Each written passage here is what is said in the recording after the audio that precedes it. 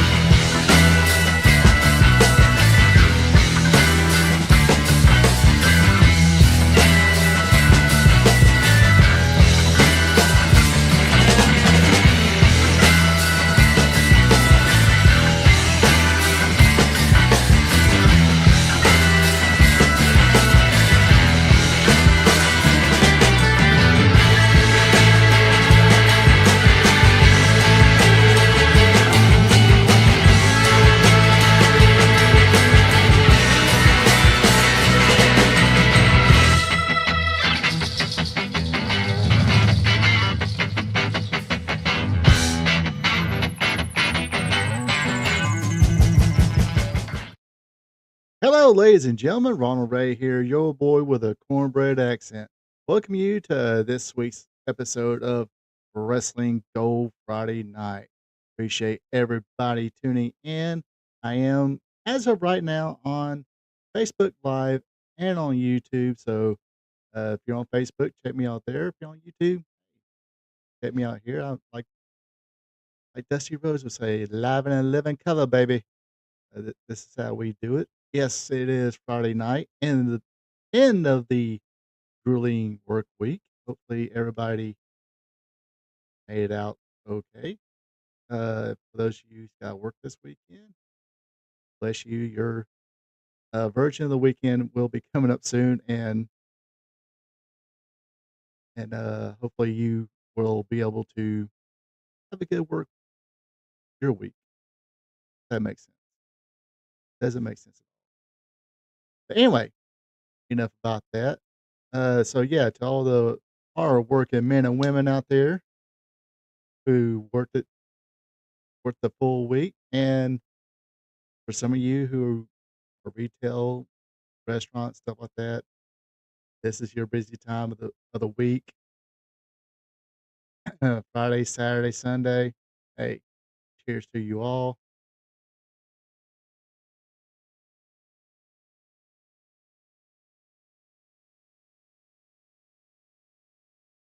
But yeah, it is like I said, Friday night. Wrestling Gold Friday night. Well, we talk about the good old days of professional wrestling. Back when wrestling was wrestling and wrestling was real because damn it, it is still real to us. So I think my beer almost went down off the fives and tens of people who are watching this. But if you are watching this, you know what to do. If you're watching me on Facebook Live, join me in the chat, or excuse me, join me in the comments. If you're on YouTube, join me in the comments. Uh, we're here to talk about wrestling, or just feel like Joe King here Friday. Yeah, what's going on? Nothing much, Joe King. How you doing? Let's see. Say you can help your boy out. Give me that thumbs up button. And if you're not a subscriber yet, click on that subscribe button. Or if you're on Facebook, follow me on Facebook. That is all cool with me as well. And I've got mail. And for you, live stream, there are a lot of times I forget. Well, like my dick. My brother called me a few minutes ago. I didn't hear it. My bad. Um,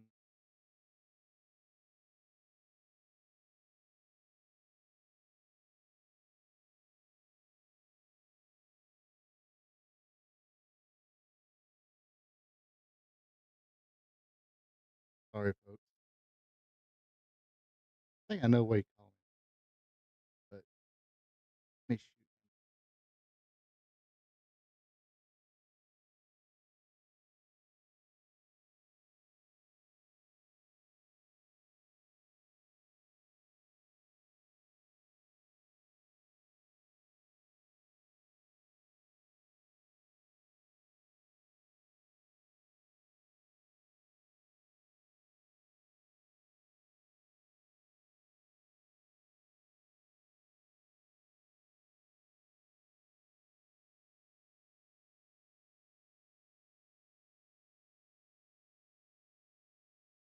Anyway, let's shoot my quick text. Well, I shut the volume all the way down because how I watched it. This is how I watched you watch it. So yeah, it is Friday night. Where did I lead up off at before I realized that I missed a call? Uh, Let me apologize again.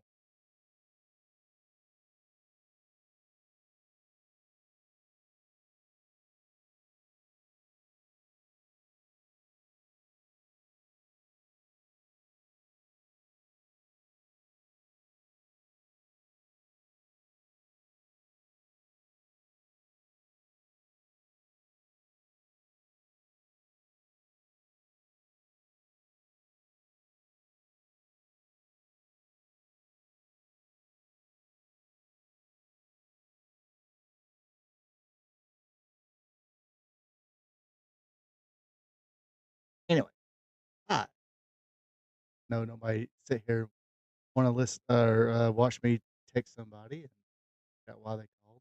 I think I know why they or why he called about tomorrow. Going to a little shindig tomorrow night in Monroe, Georgia. Basically, yeah. Uh, Southern Fried Championship Wrestling. Uh, the one I go to in Monroe. Their big event this week is Shindig.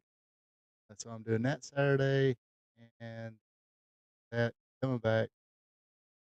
Watch as much of Money in the Banks I can and watch the rest Sunday. But anyway, so yeah.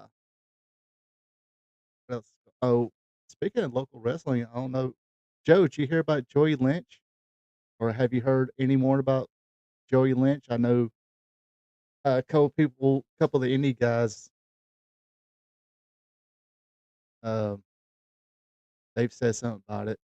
They didn't go much into it. Heard he was in a car accident or something like that, or some kind of accident yesterday. I think it was a car accident. That dude was a yes. Here I go again. Go on YouTube, look up Lynch Mom Wrestling because that was him and his brother, or Joey Lynch. Him wrestling online. He was a heck of he's a heck of a talent, or was it? I don't know if he ever got out of it or still does it. I think he was more north towards you, like going towards Tennessee. Made a few appearances in what call it, um, NWA Anarchy and Atlanta Wrestling. Like a few of the wrestling promotions here in Georgia. I think he did maybe Southern Honor. I know Ace Rockwell said something. I think Ace Rockwell say something, and of course the Southern Honor web or Facebook page says something about it. Hopefully, he gets a speedy recovery. We did have a passing away here. Let me go right back to that. I don't know. I mean, I 80 woman. Uh,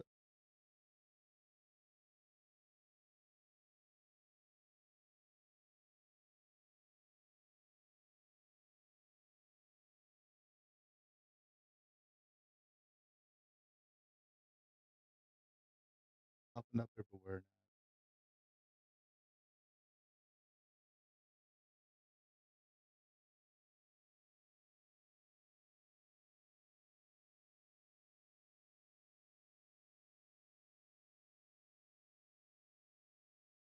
now.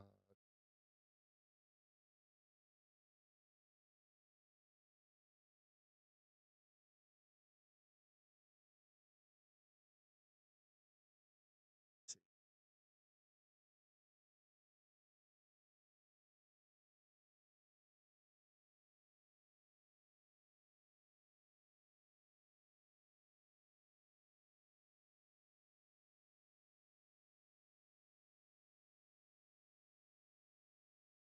Hey, don't you hate it when you look up something, it's like all over the place, but then when you go back or you see a news article or something like that, and it's like all over the place, then when you go back, it's like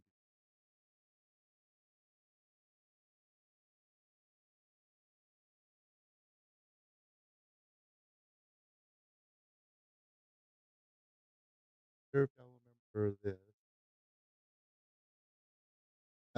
I don't back in TNA, they did an angle where this lady named Carol Lynch, who was played by an actress named Julia Rowley, um, actually, she passed away. Well, they announced, she passed away 2 months ago, in Orlando, Florida, where her body was found in her home after she failed to show up for a scheduled event.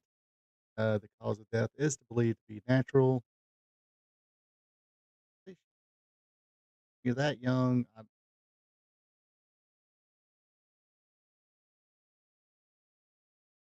not gonna speculate. But yeah, I don't know if you remember the Claire Lynch storyline.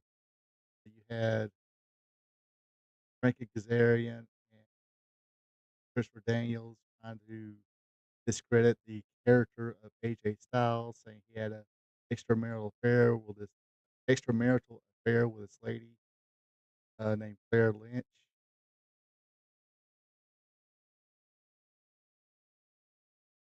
It's just not a name right. Anyway, um, basically trying to ruin his reputation and say, that she's the mother of AJ's illegitimate son. Like that. Anyway, she passed away. That's one of those TNA angles that um,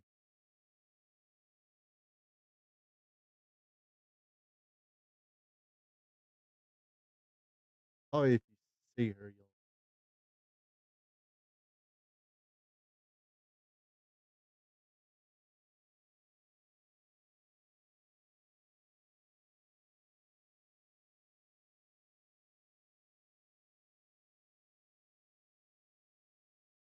there it is right here. Probably recognize it now.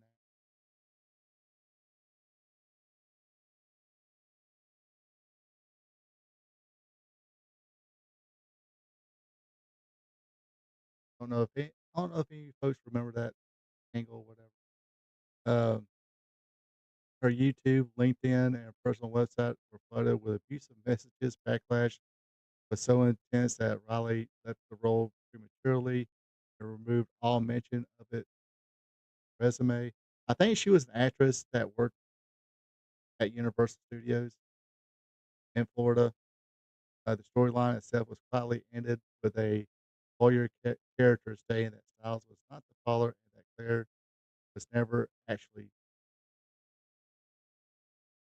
Although the angle was meant to be a major plot line for TNA Impact Wrestling, it ended up being one of the most criticized storylines in in company history.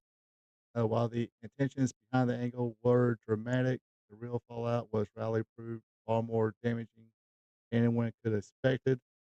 Riley was a trained actress and had performed at Universal Studios Orlando, notably portraying Olive Oil and Popeye themed shows.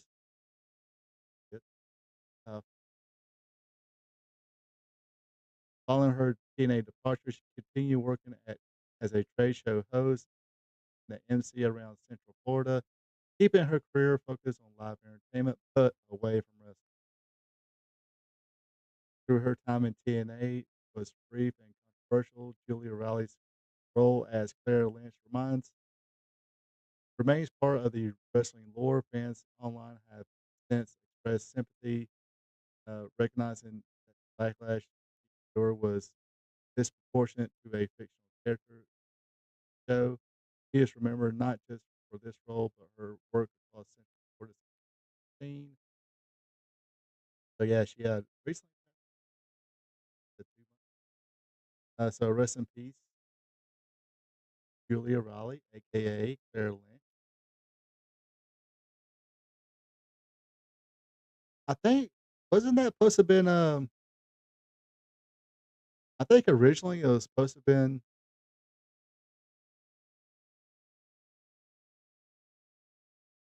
Dixie Carter that's gonna have bring Dixie Carter to television and say she was the or her and AJ was having an affair. Wasn't that supposed to have been the original storyline? Okay, it is as far as still going. But I don't know if Dixie kind of didn't really refuse, or I think people close to Dixie said, "This is not good for your character."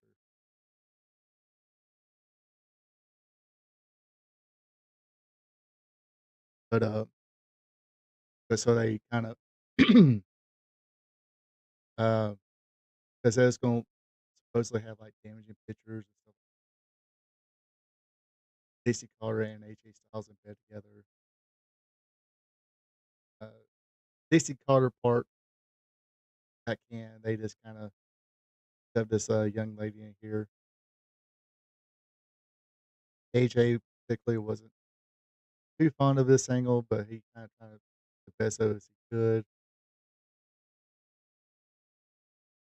But I think as far as that kind of TV, I think it probably been more interesting if it was Dixie Carter and AJ.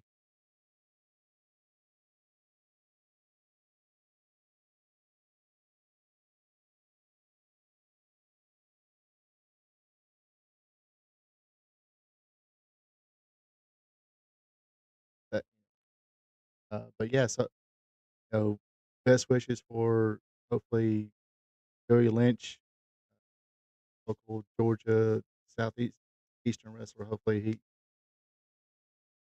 I hope he recovers from his accident. I heard it was pretty serious. Like I said, not too many people are talking about it or haven't mentioned any more about it. And rest in peace, Claire Lynch, or the actress woman Claire Lynch. Yeah, that's a cool things that kind of hit last night, yesterday, and today. Found out about that. About it. As far as any kind of popped up. But let's talk about a little bit about the history of professional wrestling, shall we? Let's go into today in wrestling history. Of course, today is June 6th, and everything happened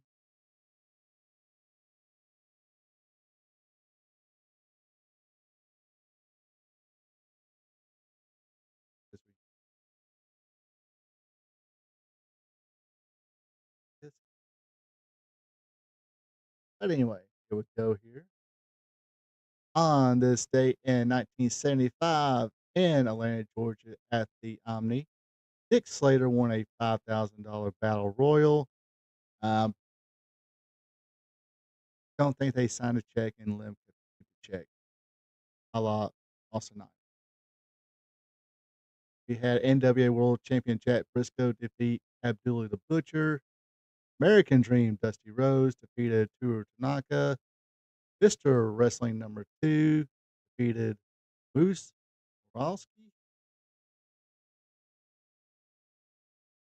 I've seen his name pop up as I've been doing this, but don't know much about him. But of course, Mr. Wrestling 2 legend, legend. do believe. Hey, did you speaking of, Mr. Wrestling too, did you know his wife not only was a seamstress for who made Miss Wrestling 2's robes, she also made Ric Flair's robes. She also made Porter Wagner's outfits. I don't know that. You didn't? You do. Oh, excuse me about that. Bob Armstrong, Robert Fuller with Miss Wrestling number one, Tim Woods, the, or excuse me, uh, versus Jerry Lawler, Ken Dillinger, and Cowboy Parker. I guess went to no contest. No results were unknown. By God, not only did Dick Slater go out there and win a battle royal, probably a happy day for him, but he got to come back to the arena and beat up this guy named Mike Stallings. Jerry Briscoe defeated Bob Orton Jr. Princess Little Dove and Darlene Dagmar defeated Maria Laveau and Diamond Lil with special referee Honey Girl A. Also on this date in 1976. Well, not sure if it's on this date. The day is actually unknown according to this website, but Gorilla Monsoon and Muhammad Ali had a confrontation on WWF television, which sees Ali jab at Monsoon. I guess Monsoon playing that crap. Monsoon wound up picking up Ali for an airplane spin and set him down. Like I said, Ali was like, "Nah, I'm not playing this stuff, but I'll pick you up on my shoulders, spin you around, and lay you down, knowing that I wanted to." Maybe that, or that was all part of the whole angle there. Hello, Brenda Watson.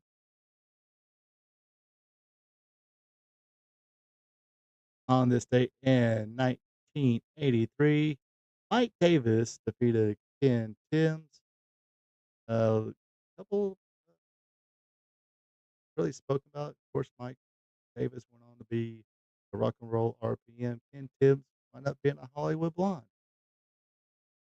Pork Chop Cash defeated Steve Siebert. I actually seen a recent match, or not recent, I think it was like 92, 93 or something like that. I didn't know he did a few TV matches for WCW and I think WWE or WWF as well in the early 90s.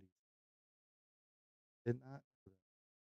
But the one match I seen him in, who's in a match with Dustin Rhodes,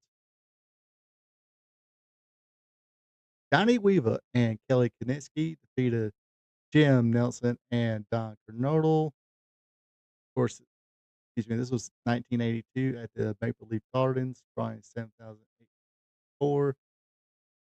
Or Angelo Moscow, the Canadian champion, defeated Gene Kiniski. Big John Studd defeated Jake Roberts. I don't think he was a snake yet, but he was just old Jake Roberts. And the Boogie Woogie Band, Handsome Junior Valiant, defeated NWA TV champion Ivan Koloff to capture that.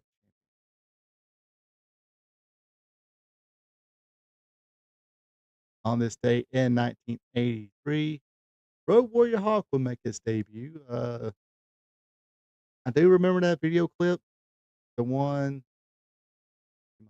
Y'all see my mouse? Probably.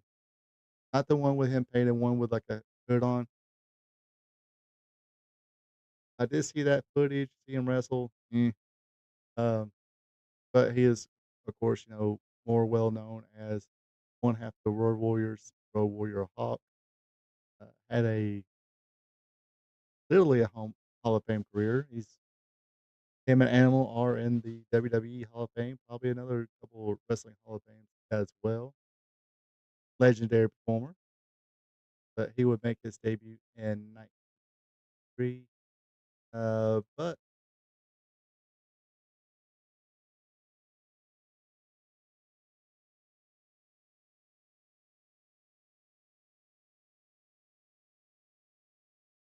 He would pass away in 2003.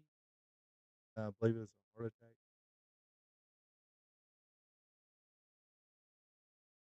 It's a sad story. I think if I remember the story correctly, him and his wife were about to were moving into a new house, and he was pretty tired or whatever, but he did all everything he could to kind of get all the furniture in, all their stuff in. Then said, "Look, I'm tired, not feeling good. Lay down," and unfortunately didn't.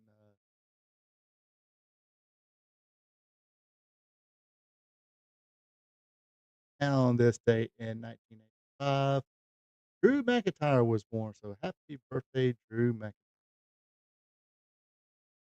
Probably out having a couple of pints right now. Where's he on Smack? Oh, he's on SmackDown now. Poor kid's probably having to work. Grizzly Awamoto, she made her debut. Not familiar with her career, but I was reading a start in All Japan Women's Wrestling.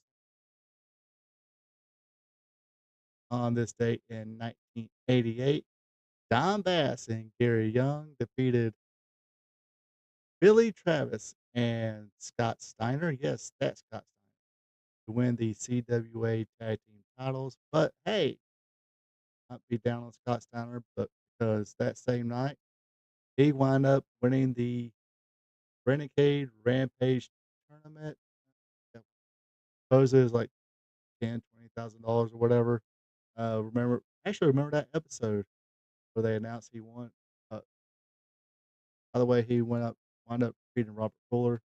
Remember that because the Saturday after that tournament had ended, he down down the mic and did a little interview. Lance Russell was like, "Well, my boy, what are you gonna do with that money?" And he's gonna buy his mama a house. Ain't that sweet of Scott Steiner? Jerry Lawler, the AWA champion at the time, defeated Kurt Hennig by disqualification, so basically giving him a rematch. On this date, 1989, Big John Studd quits the WWF. Um, he's been paid or something. Usually the way it goes. But Hillbilly Jim wound up filling in for Big John Studd for that TV taping. And last but not least, on this date in 1994, the Dream Machine, Corey Graham, defeated Brian Christopher to win the States, or excuse me, the USWA title, not to confuse to the USWA Unified World title. That's what brings us to our watch along tonight. Our watch along is going to be from the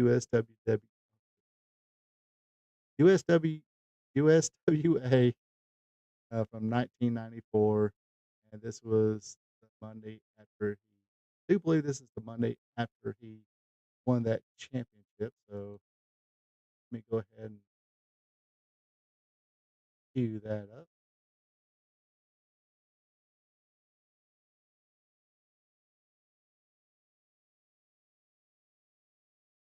Yeah, we don't really go too deep in the '90s on this show, but I figure since it kind of tied in what we was talking about, figure why not?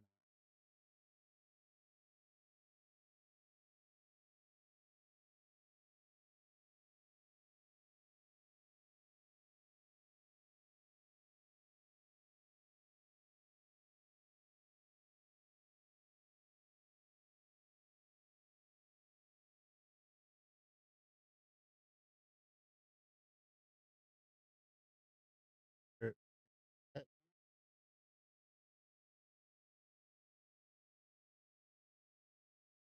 share the link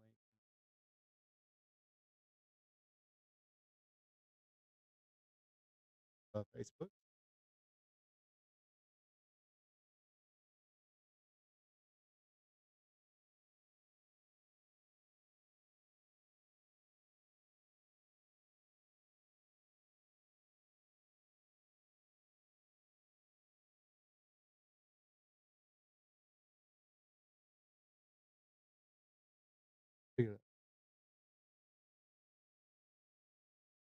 got a new phone here. I had to pay by the little I didn't get one of those that had a little latch. You probably lean on.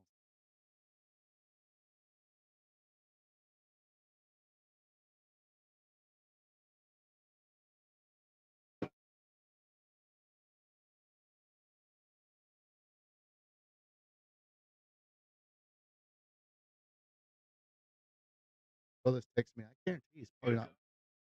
Guarantee he's not watching this.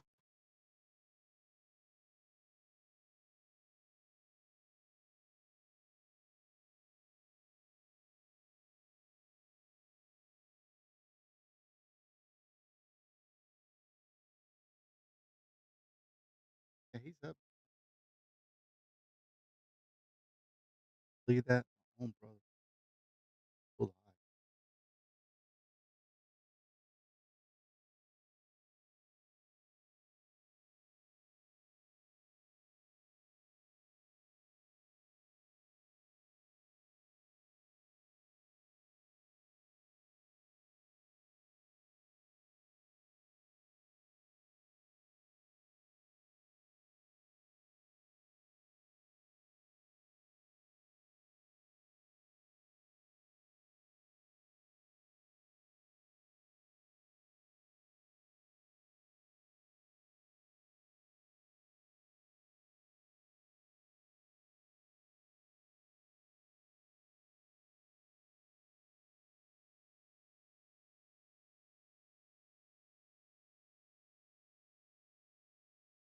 Going to do a little countdown here, so we're all somewhat in sync here. Uh, yeah, do a 5 second countdown here. Want to say press play now. Press play now. So 5, 4, 3, 2, 1. Press play.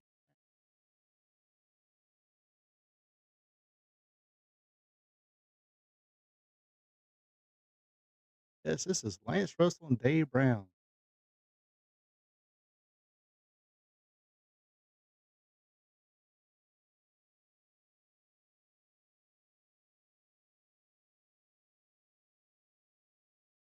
Jeff Gaylord, he was a big dude, big muscle bound dude, but I don't know. I don't think he was all there when I'm here.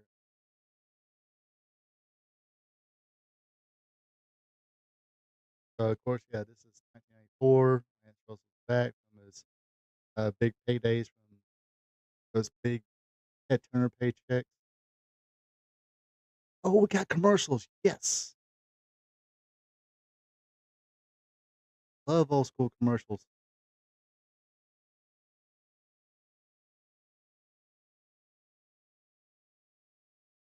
If I was probably about 20 years younger, I probably would definitely prank call these people like right here, right in front of everybody. Live and live a color, baby.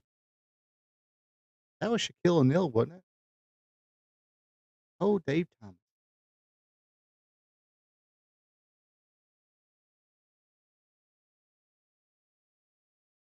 Some kind of useless trivia about him. I think he went bankrupt like 6 or 7 times before he finally decided to go, hey, let's give people what they really want. People want food. They want hamburgers or fries. And I will say, I don't know what it is. It seems like as soon as he passed away, I won't say as soon as he passed away, it took a little bit, within like a couple years. Wendy's is flat out suck. Oh,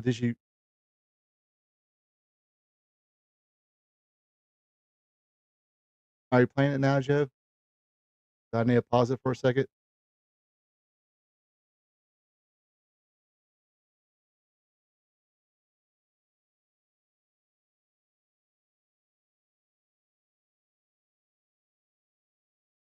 Are, are you watching it now? I'm on 240. Do I need to pause it?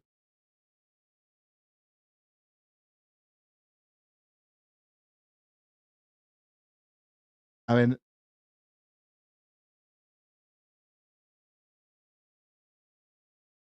yeah, the first match is about to happen now at 3:02.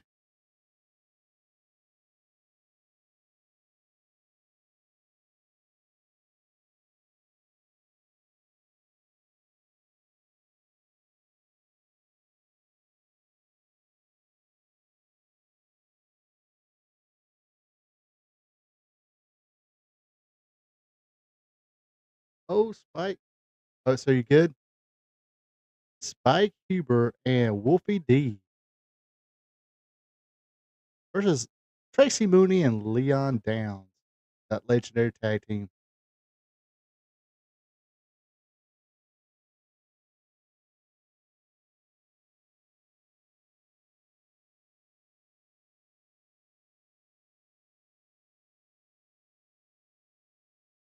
So Spike Huber, I do remember him late. I think his wrestling career was a little bit longer than. I think he wrestled a lot in Indianapolis for a long time. That's his right same person. Then came down and wrestled, I think, World Class and of course Memphis.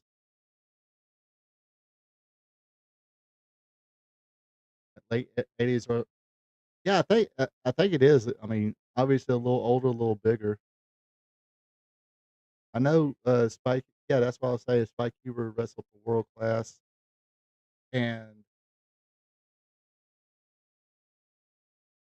Memphis. I do remember him in Memphis.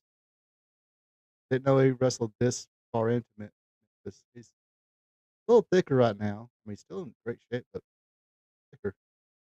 I think his wrestling career was like I said, a little longer than I thought it was when you first seen him. I think he wrestled for a long time up in the Minneapolis or Indianapolis area, Indiana area.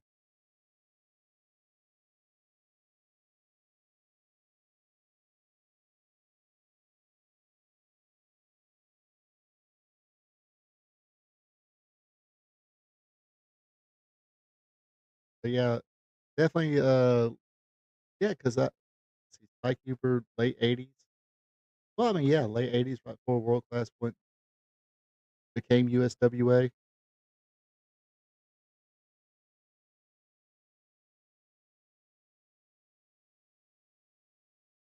I mean,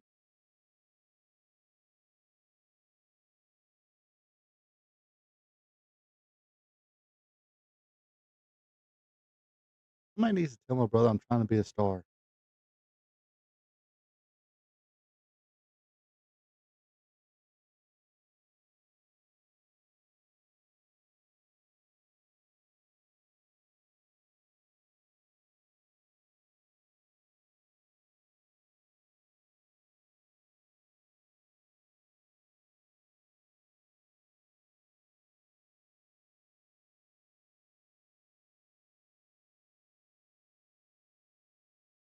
They go tadpole splash from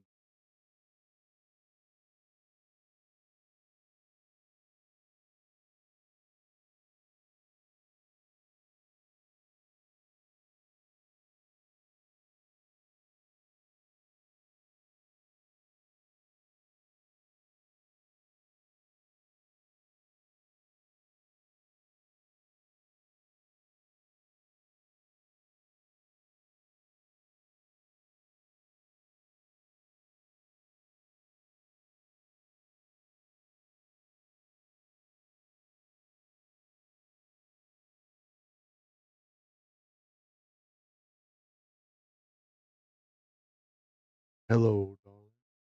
Nice to see you. It's been a long time, but oh, sorry. I will stop.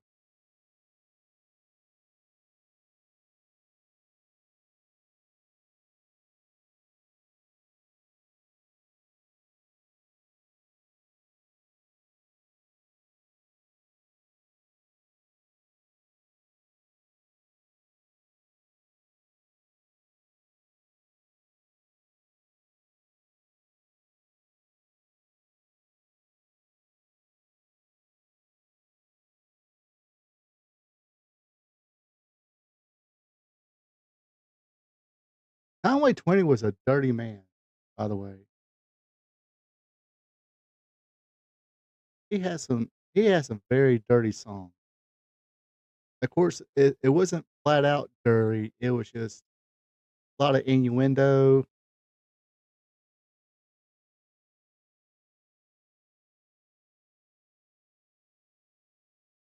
Yeah, I do too. Oh, see, as sick as I was just saying, talking about how Conway Twitty was a dirty man, had some dirty songs. It wasn't like nowadays, like the Steel Panthers and any rap uh person just flat out saying the words. He didn't exactly say the words, a lot of innuendo. But that was my mom's favorite singer.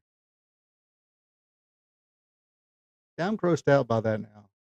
Knowing that knowing what I know now and knowing that my mom's favorite singer, that gives me the icks, man. Like, if I knew what I knew then, I'd be like, "Mom or Mama, you can't listen to songs like that. They're dirty." Which I guess that's how it be in 2020. They did let me listen to, like, Metallica, Motley Crue. They had such well, Motley Crue has satanic symbols, a little bit innuendo, and at least Motley Crue, Poison, all of them.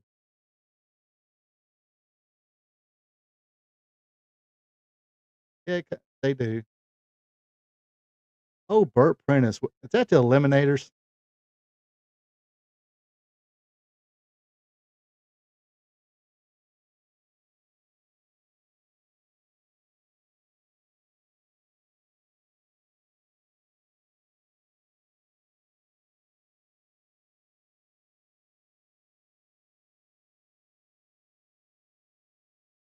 Harry Saturn and the late John Cronus. Man, that was a he yeah, that's the world famous Burt Prentice, and that is the Eliminators. He is managing the Eliminators.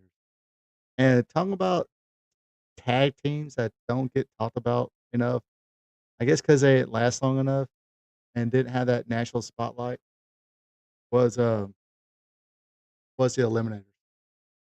Eliminators were a very good tag team. Oh, Burt Prentice.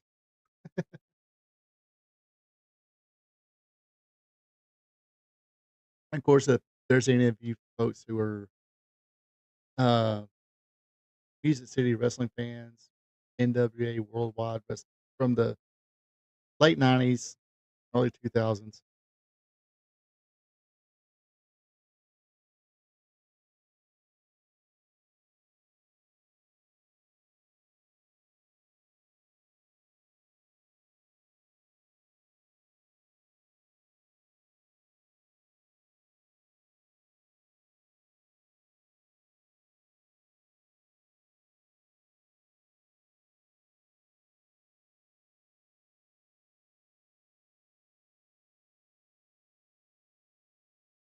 The Spiders. Who are the Spiders?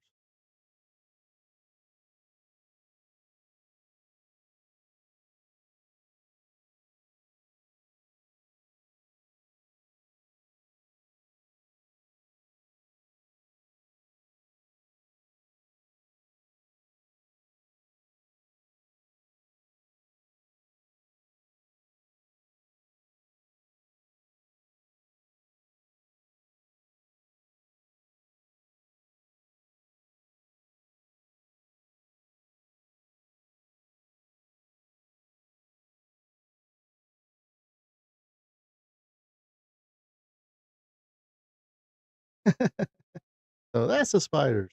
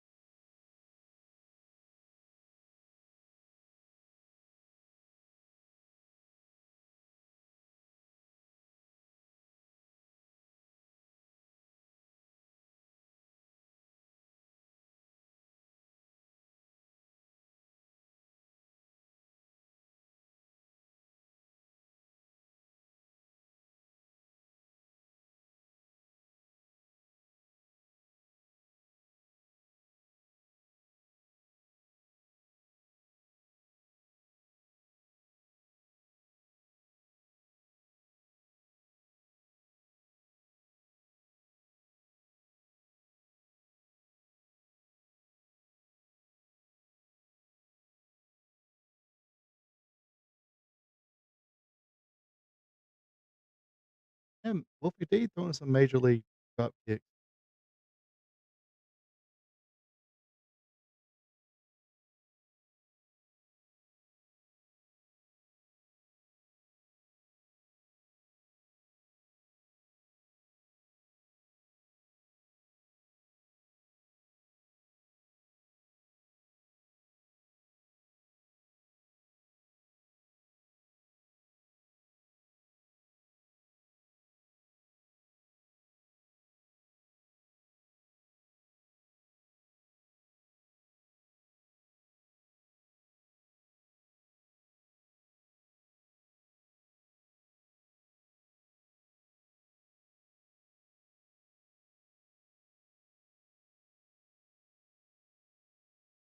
Yeah, if,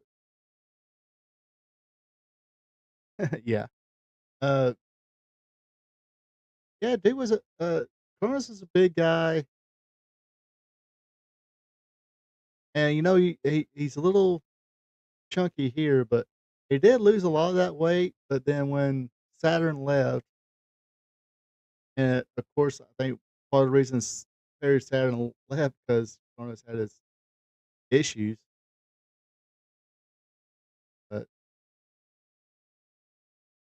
but man, for a guy his size to move like he did, I mean, not just being able to get up and down, we're talking, cartwheels, backflips, splits,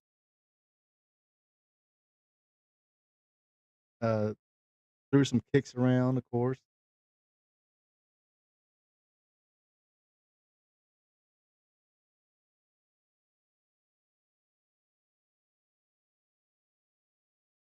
Yeah, I mean, if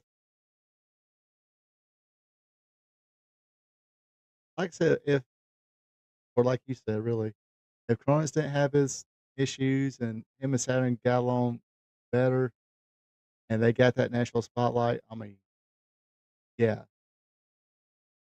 I won't say Road Warriors. I'd say, I mean, I think technically, I think they were better than the Dudley Boys, like work wise, able to pull off moves and stuff like that. Dudleys were more of your brawler types. Yeah, if they stay together, I mean, that'd be Hawker. But yeah, but like I said, technically in the ring and everything, Eliminators are way better than the Dudleys. They've probably been well, if they had kind of followed each other a little bit, kind of like the Rock and Roll and Midnight's kind of followed each other, maybe they could have been, of course, you have all that, then you had the Hardys coming in, you had Christian and Edge coming in, uh, and don't sell out Brian Christopher and Scotty 2 Hotty for yeah, the total elimination.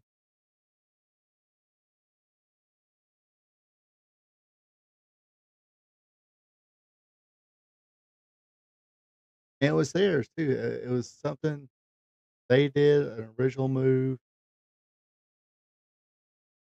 I always seen that. I mean, this looked cool. See which had a best finisher. Hmm. I don't know. They both look pretty cool.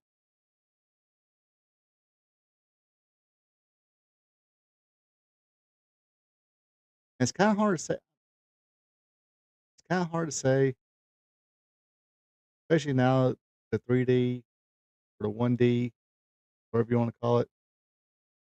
Um, became one of those legendary moves, kind of like the Doomsday Device. Doomsday Device is always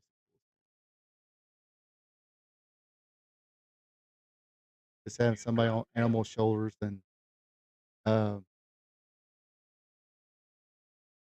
then Hawk coming out doing a close on top rope and animal just shoving the guy, making him flip, or sometimes he will fall back.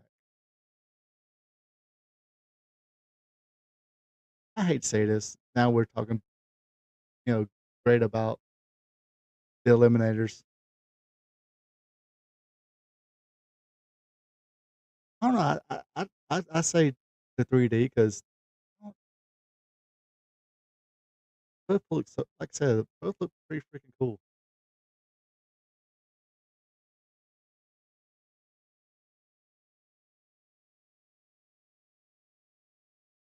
All right, we're gonna be there, Batesville, Mississippi, Friday, June 24th, 8 p.m. South Panola High School. Jerry Lawler, Brian Christopher, Jeff Gaylord, Spellbinder, Dream Machine, Wolfie D, and I imagine Doug Gilbert.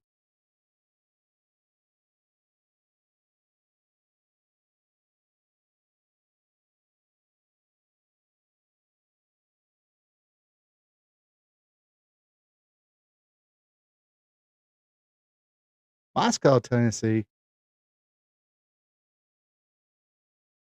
coming up in a few weeks.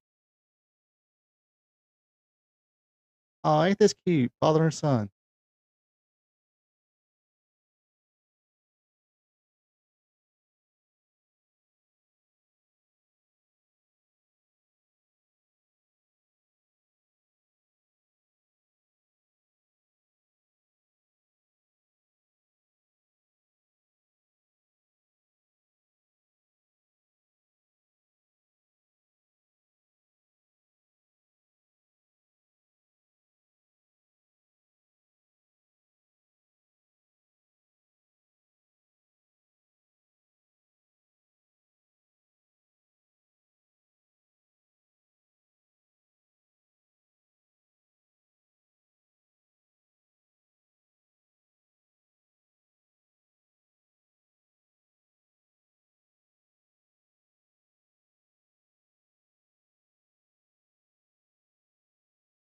Now, was this?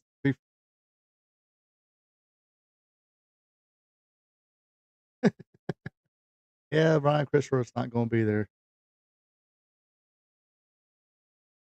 Now, was this before or after the infamous Doug Gilbert shoot promo?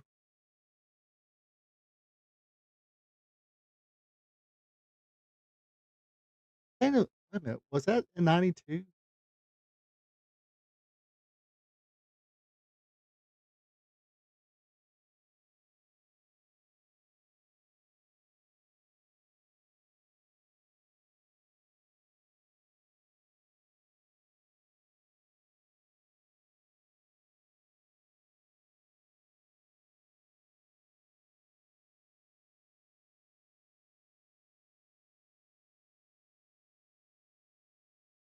And yeah, it was either '92 or '94.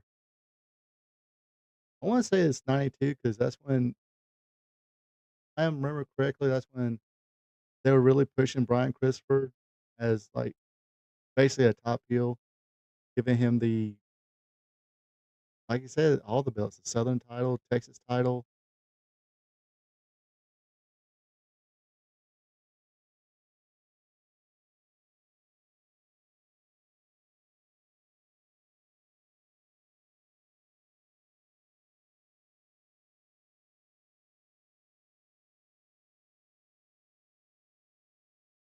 See that? I like the old music, that funky bass beat, whatever that was in the '80s. That would the music they played between commercial breaks on Memphis Wrestling. I like that better than this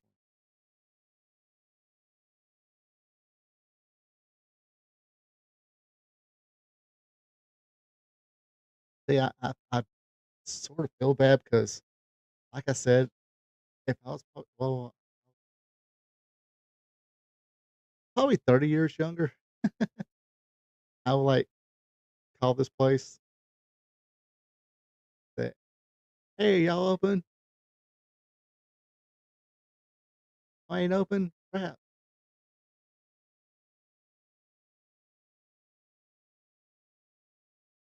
A bird just flew in my windshield. The beacon on. The beak is right through my windshield. It's still flapping around. That would be that would be bad. Here we go. Old school 90s Mountain Dew.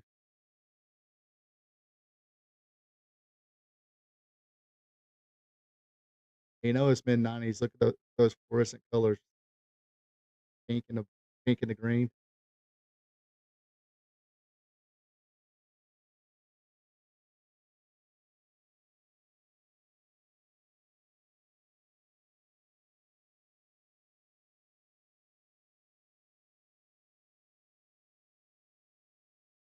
All right, call them up 386-3800.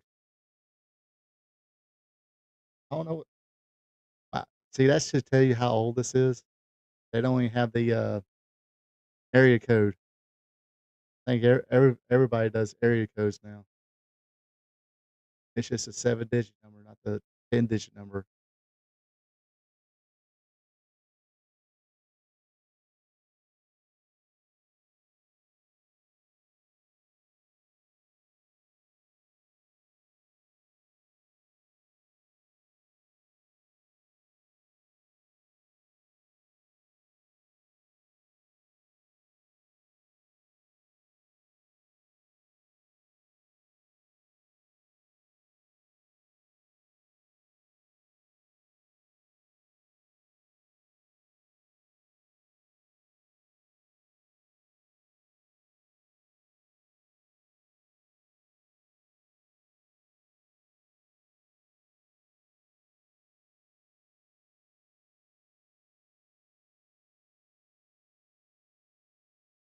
Ah,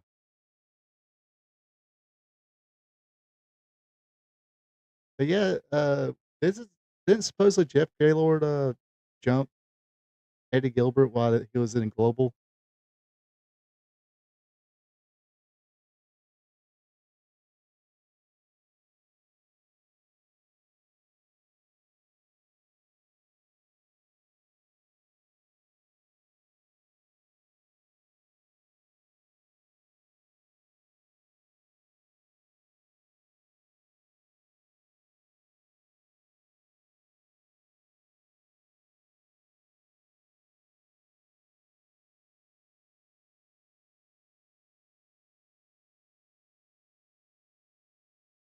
'So Spellbounder, so it's so 96 I guess that makes sense.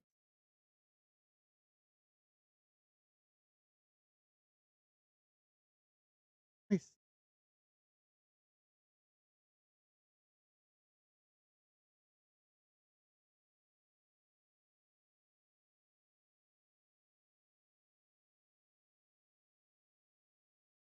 I remember Doug saying something about, Christopher having, like, multiple belts and stuff like that. I guess he was speaking about years prior.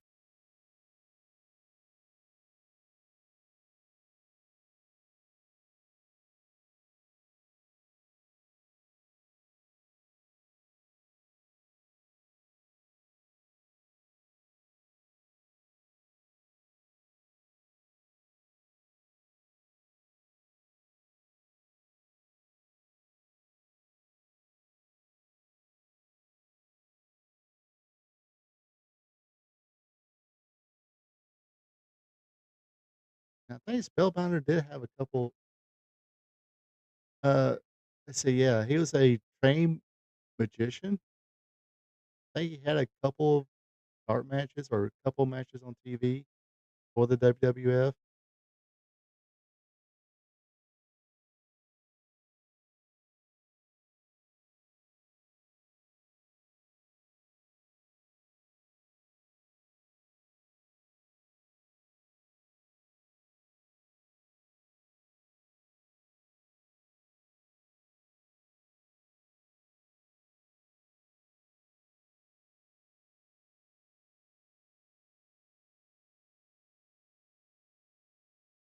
Oh, is that the Colorado kid he's talking about?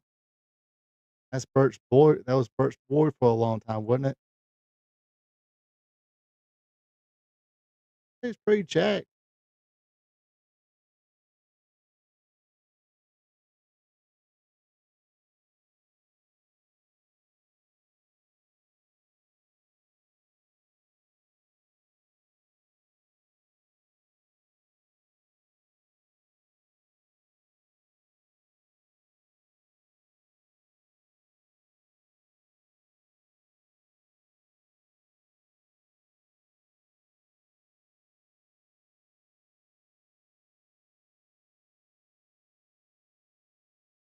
Oh, he didn't show us no magic tricks?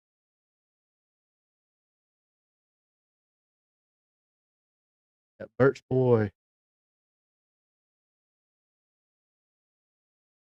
I think he actually wrestled right before the pandemic at a indie show in Tennessee, of course. And yes, he'll still call himself the Colorado Kid.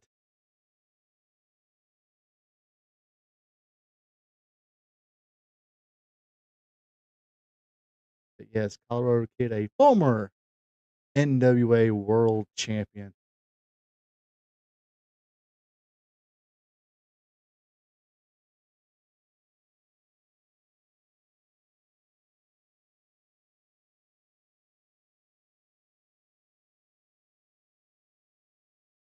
But yeah, Spellbound, I think remember because I didn't have USWA. Think, well, I mean, Superstars Wrestling was not on the air anymore.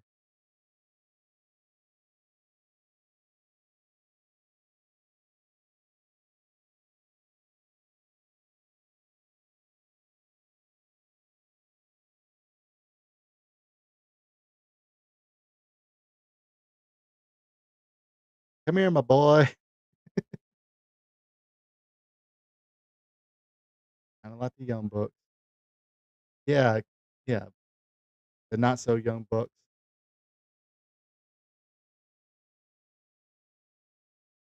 That does not sound right, Burt Prentice.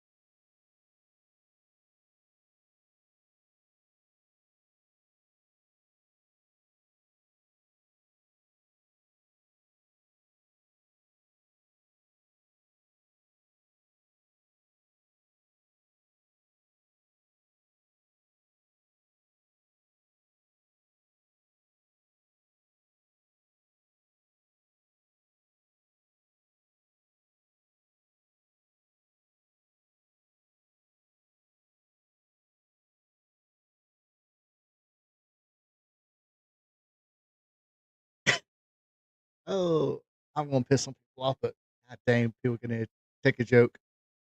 In celebration of Pride Month, we're having Burt Prentice dress up Colorado Kid as a in makeup.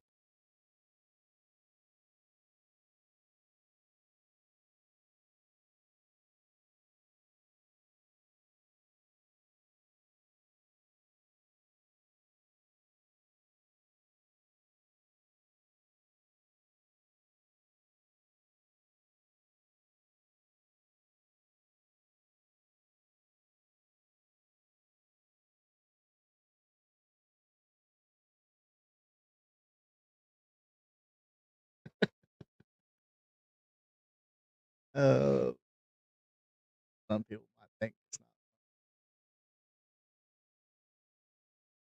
a joke.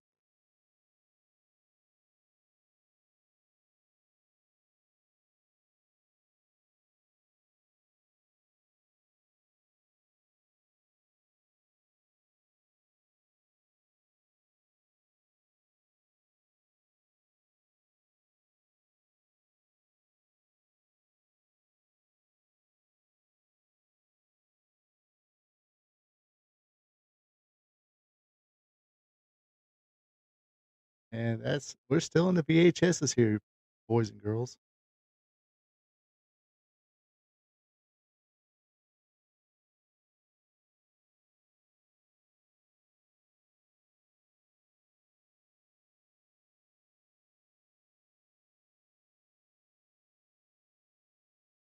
Absolutely free.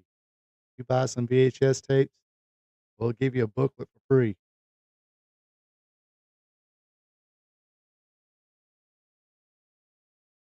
Yeah, back when, it's Spike TV. I don't know what is Spike TV like Paramount TV or something like that now? I don't, but before that, it was like the Nashville Network. My dad used to watch this thing where they, like a bar setting, and they would play music, and people be line dancing and doing all these dances like this.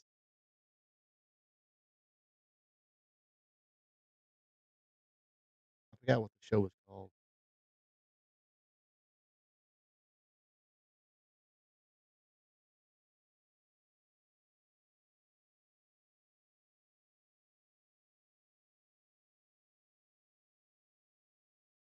What? Quick, somebody buy a recliner and give me the free one.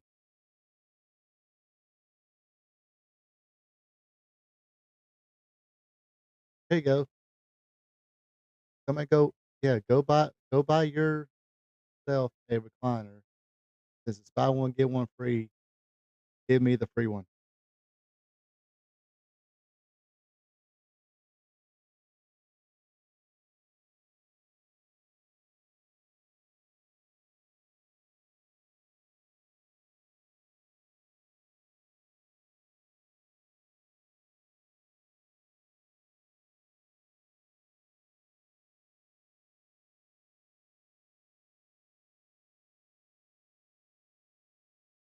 Now, was these the years also that Bill Behrens was working for the USWA as well, or at least working for Channel 5?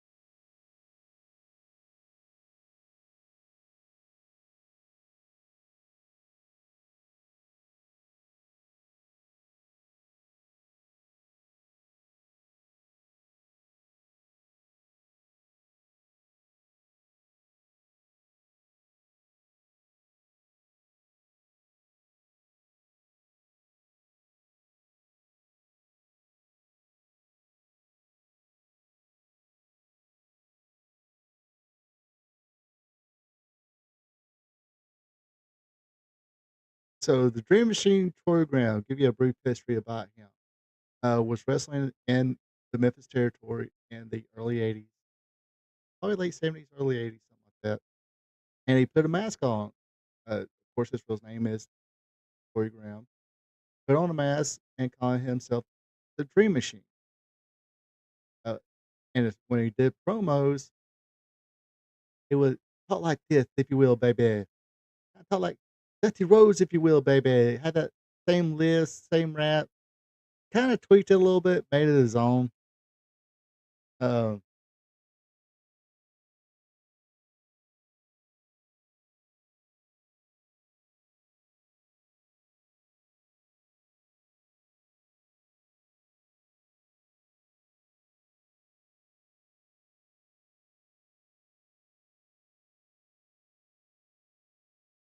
for record, you said, well, I was record a bunch of USWA. Okay. But anyway, yeah, the Dream Machine. And supposedly, I mean, he was pretty popular. Of course, they turned him heel. Won the Southern Heavyweight title in '81 against Steve Keirn. took on Jimmy Hart as manager.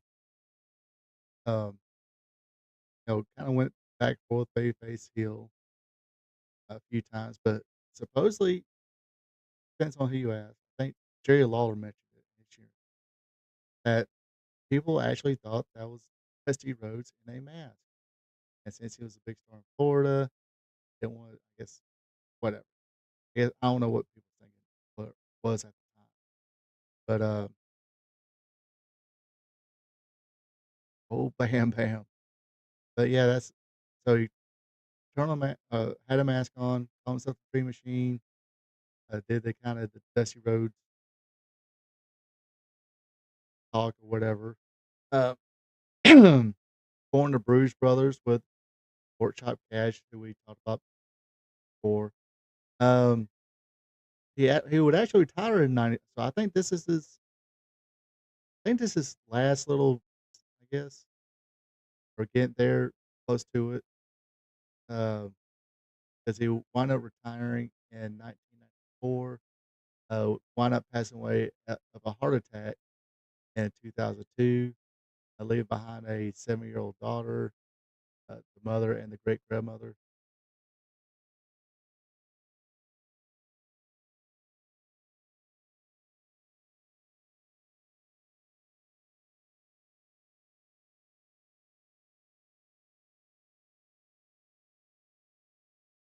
He was a three-time AWA Southern champion, one-time USWA heavyweight champion, which basically was, I think it was, four-time tag team champion, two times with Pork Chop Cash, two times with Bill Dundee, Southeastern Championship Wrestling television champion, World Wrestling Association World Tag Team champions with Rip McGraw, and a member of the Memphis Wrestling Hall of Fame, class of 2022.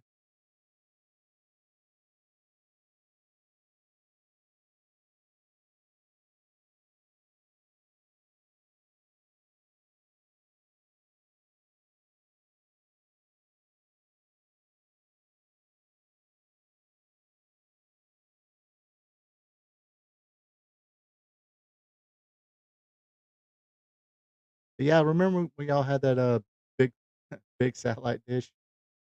You were able to get ECW and USWA.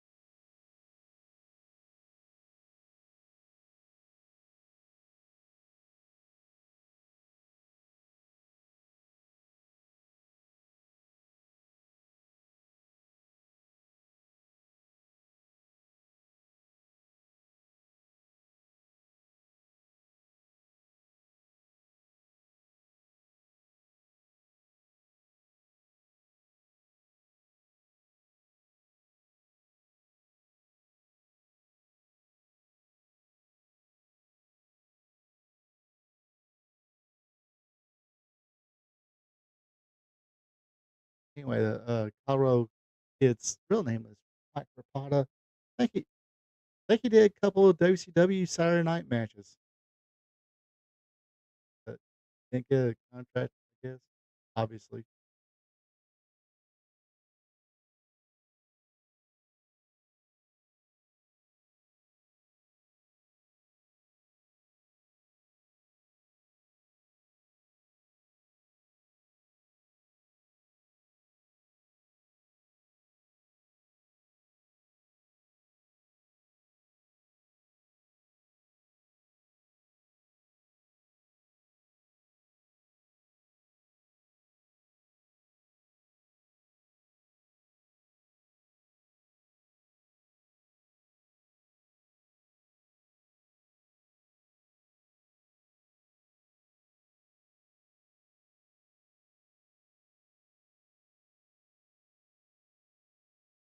But yeah, he was, like I said, multi-time or Colorado kid, multi-time.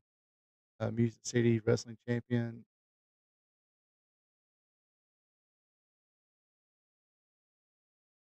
Oh, he was like a NWA North American champion for a few times.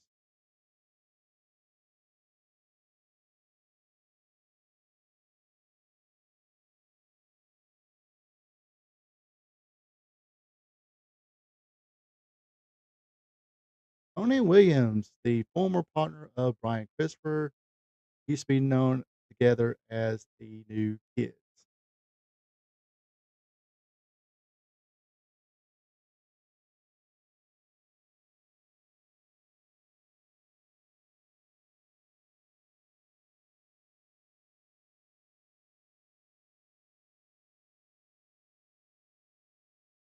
The dude's Colorado Kid is 60, trained by Jeff Jarrett, Tojo Yamamoto, and Ken Wayne. This is his rookie year, 1994. Two-time world NWA world champion, Ozark Mountain North American All-Star Wrestling, Wrestling, NWA Nashville, NWA Main Event, basically all the same thing. North American champion 5 times. Uh, MCW North American champion 5 times. Pro Wrestling Zero NWA International for tag team champion with Steve Corino, and a one-time USWA Unified World.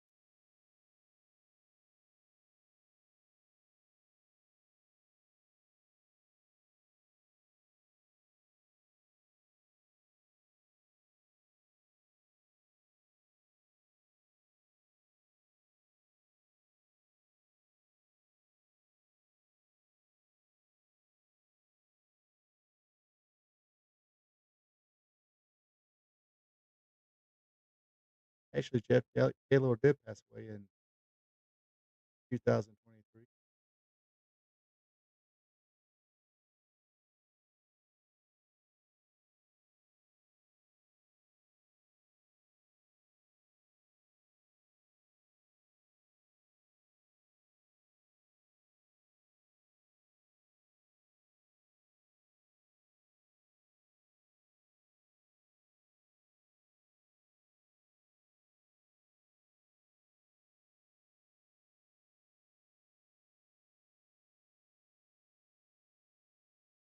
And he was the Black Knight in '93 Survivor Series.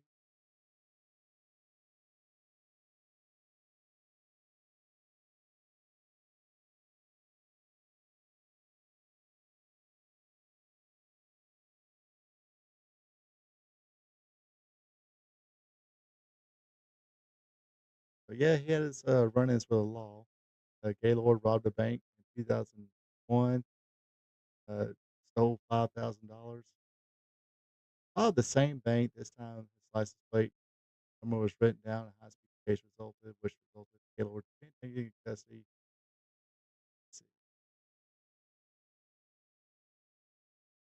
2009, once again attempted a bank robbery in Monument, Colorado.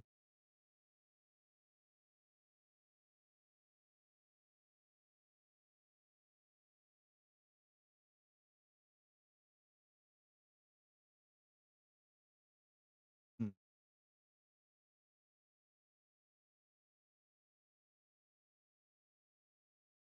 Ah, the classic Zubaz pants.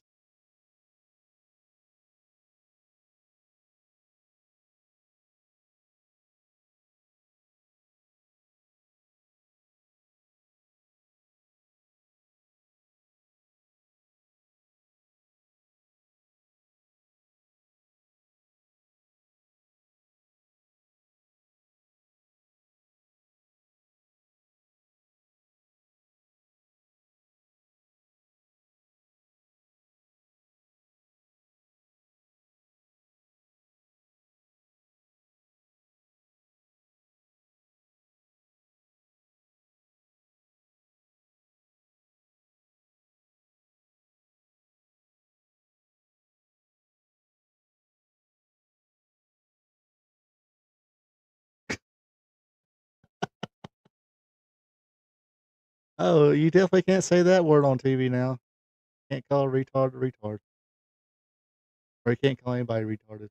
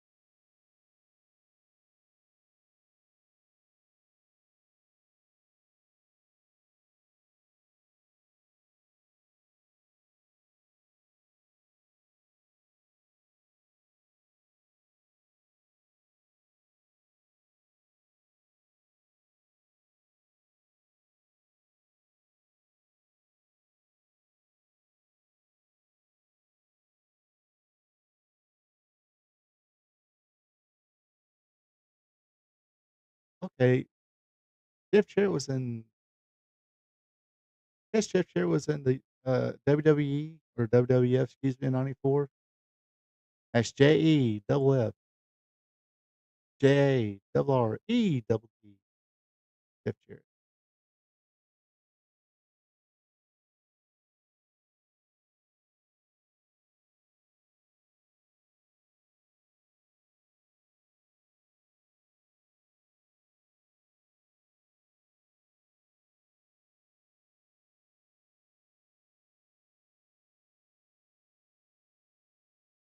Not familiar with that brand of ice cream.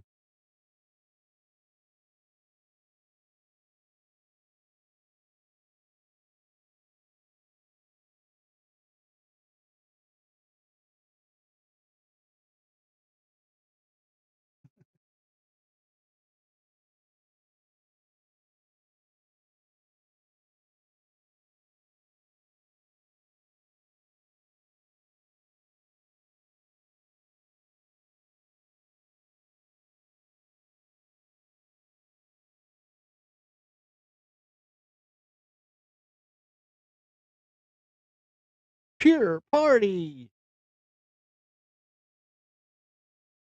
1-800-722-5700. Call it or use that CD.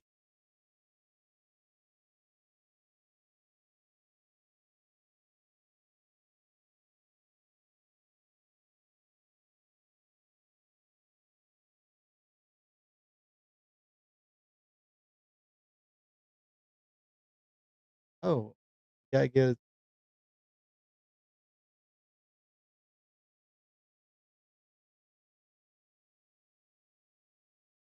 Entertainment Weekly. That magazine still around? Or you already got it, dude?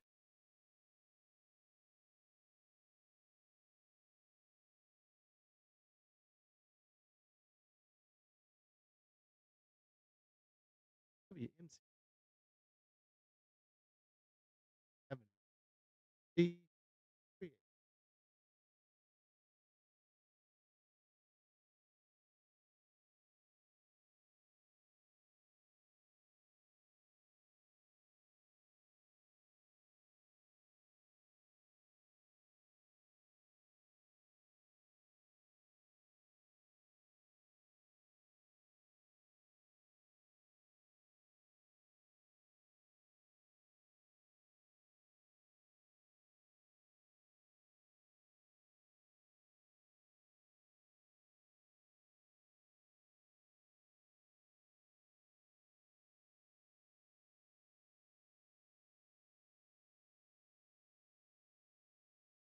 $18,000 for a van now, or back then. How much does a van cost now?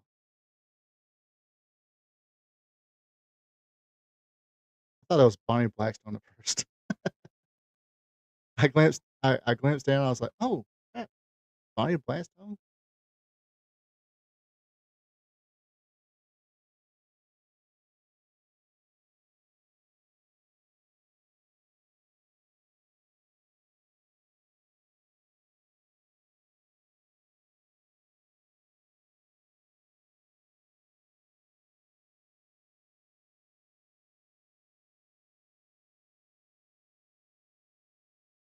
Oh, Tony Falk, formerly known as Boy Tony.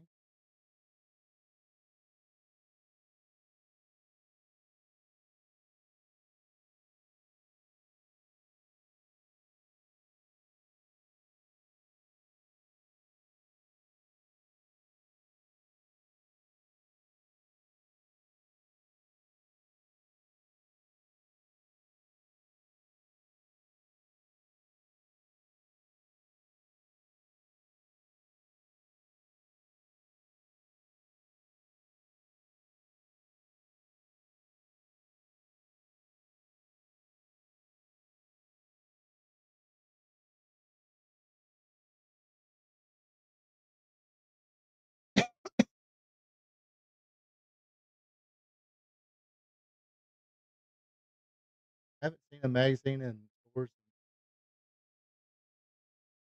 I've seen magazines, but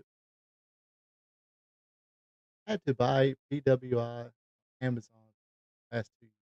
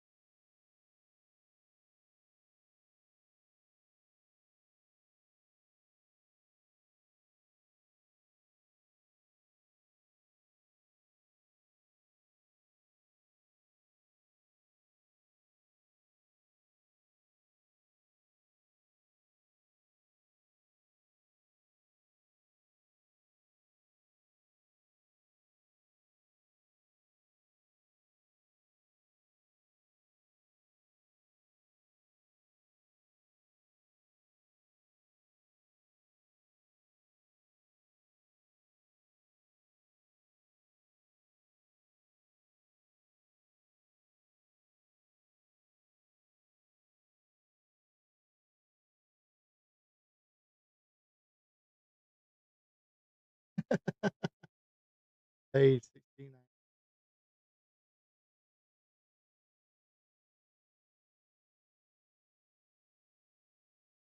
Actually, that's I guess, $7 in taxes and shipping and handling fee.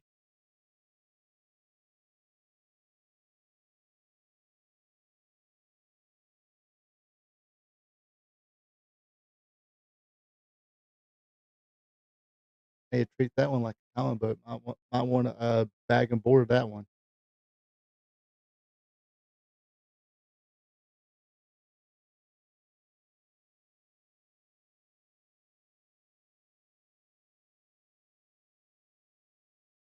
Yeah, like I said, Gaylord, I remember him starting in UWF, I think, National Talent, just starting out. Didn't exactly get any better.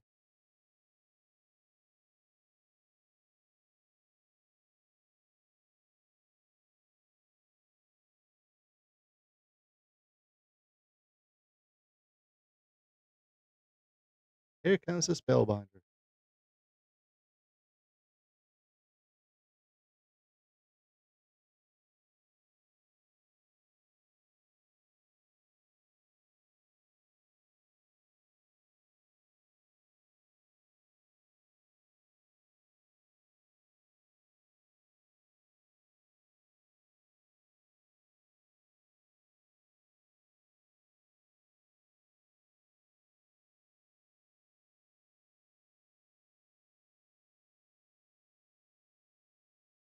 Kinda would give those. Yeah, I was about to, yeah, that definitely a markup. No, he never really got better, kinda had the I mean, if you think the Ultimate Warrior promos or interviews were a little goofy, a little out there,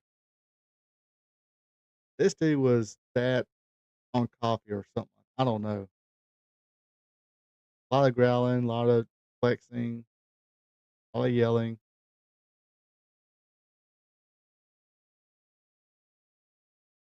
Like I said, I think he was it him or somebody else when, Global was around. And I think Eddie Gilbert was booking, and for some reason Jeff Gaylord attacked him.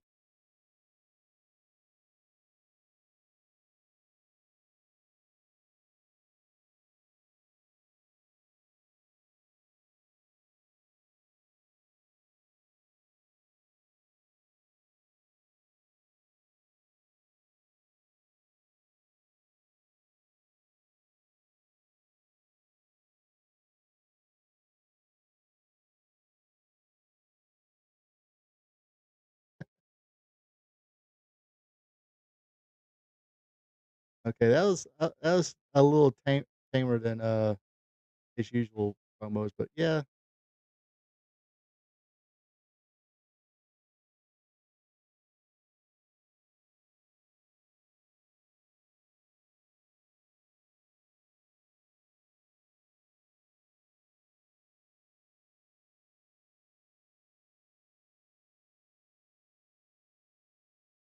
sounds good.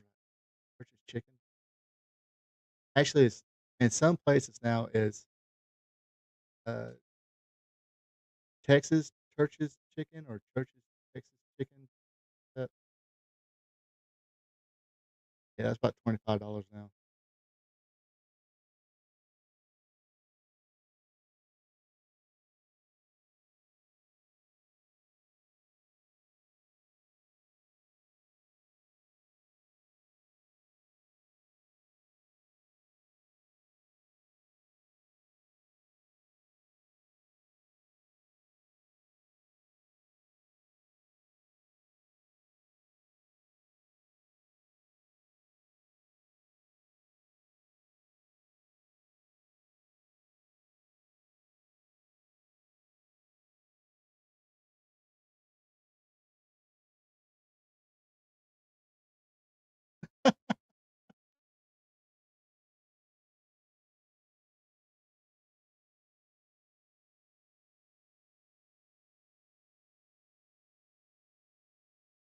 Definitely some furniture there.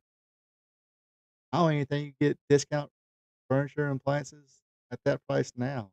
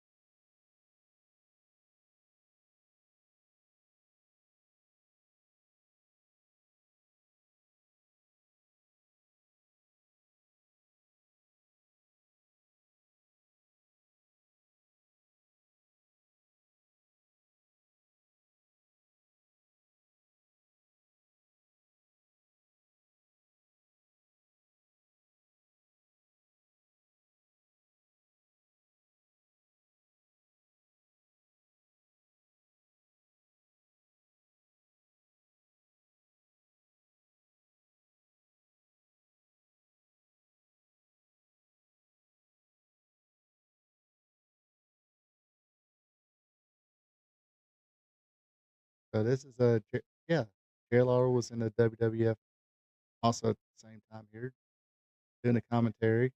Uh, what feuding with somewhat feuding with Bret Hart as well. So yeah, it was just looked it up here. It was like 98, 99.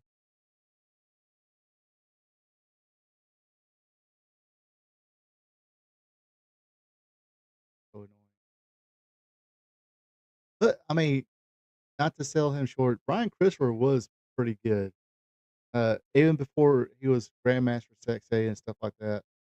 Him being a heel in Memphis, especially when he first started, and um, but he was actually like 90. He was pretty good.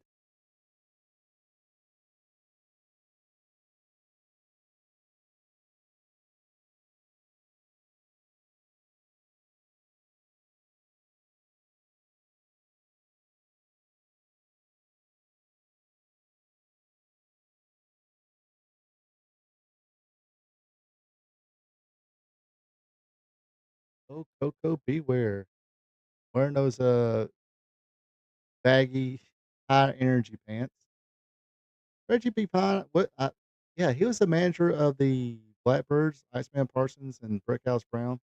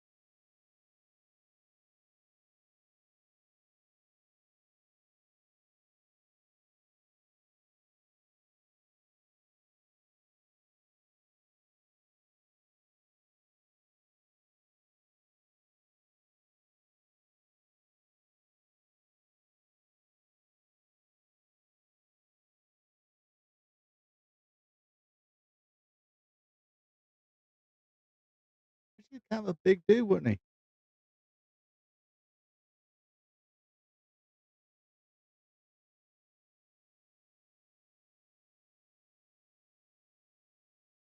So I've noticed no Jerry Calhoun. I guess was Jerry Calhoun retired at this time, or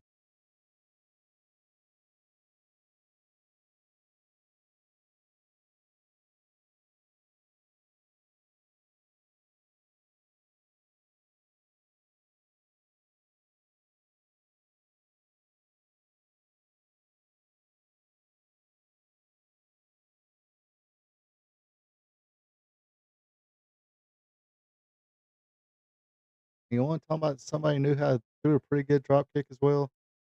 Coco, Coco Beware.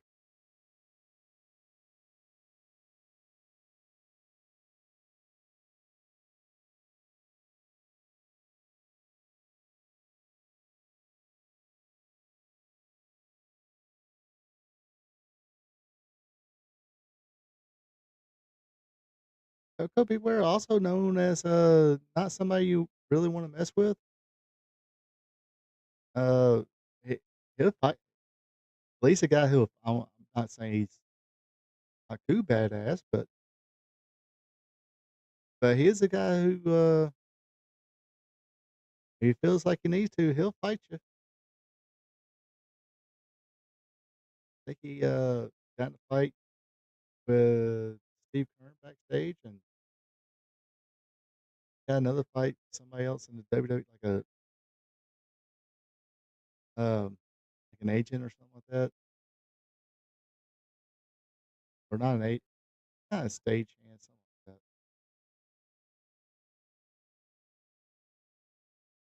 Also, there was a for some reason there. This is back when I won't say he first started, but he was still in Memphis. It was just Coco Ware that earned it, before he went to Mid South and WWF. But I don't know what that mask dude said to him, but he he beat the crap out of that dude. Just punched like shit, punched him, kicked him, gave him the gave him the brain buster, but he always called it Ghostbuster.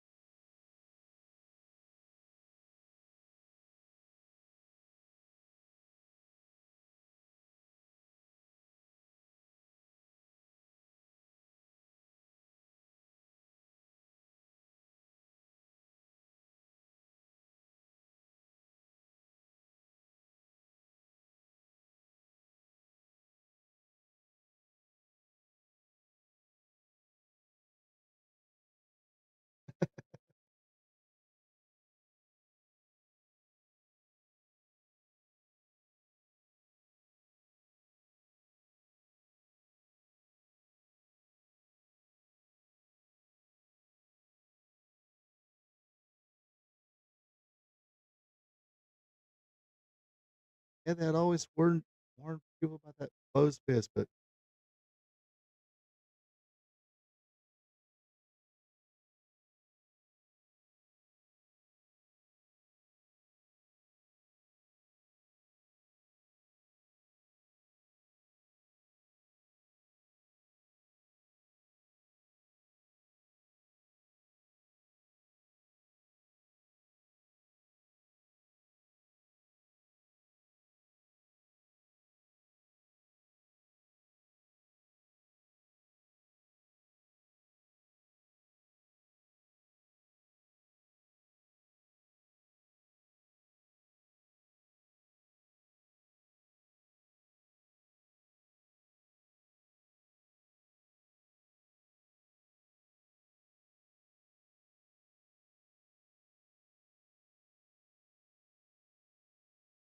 yeah, there, ref.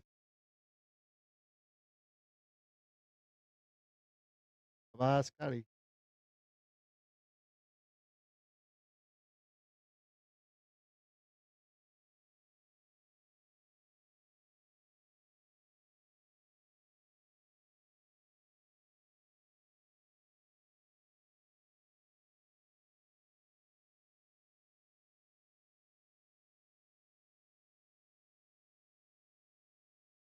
I don't remember. I don't have like a whole lot of memories of Scott Bowden.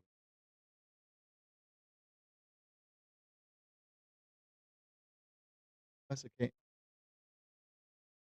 No, I'm thinking about somebody else. Who's that one little bitty guy with a long blonde hair? And later on, he shaved it off.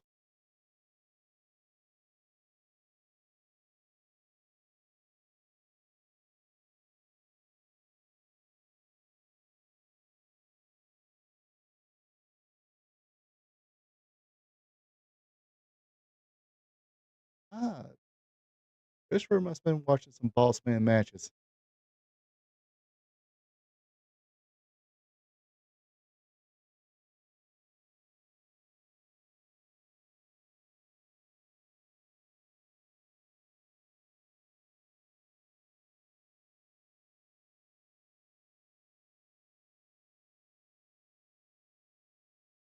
Yeah, with a bowl cut in front. What's his name again?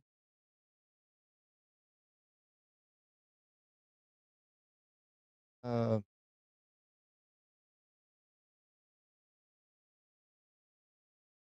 Brian Baxter. Does that sound right? Something Baxter.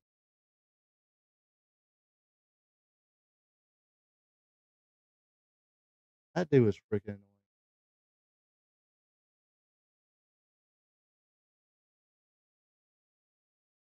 But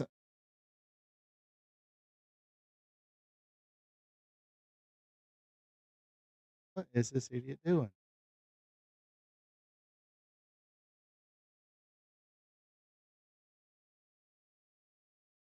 And he's like, "Hey, it hit my it hit my boy. It hit my baby boy. It double teaming on my baby boy. Come on now." Yeah, Baxter.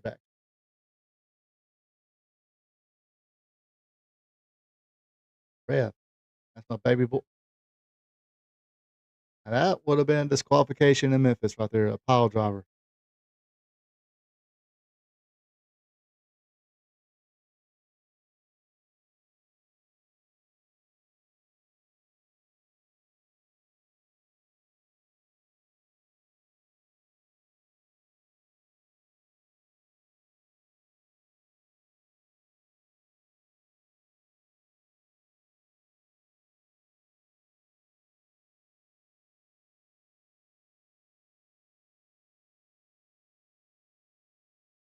Help me, daddy, help me.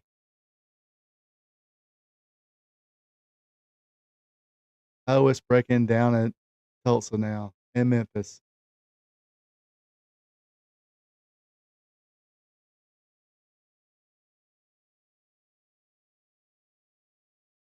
Brandon Baxter. Brandon. That's right. Brandon Baxter.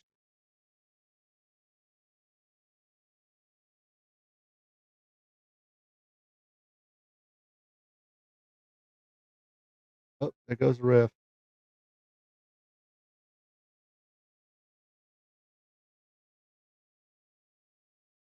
Hey there, Sparky.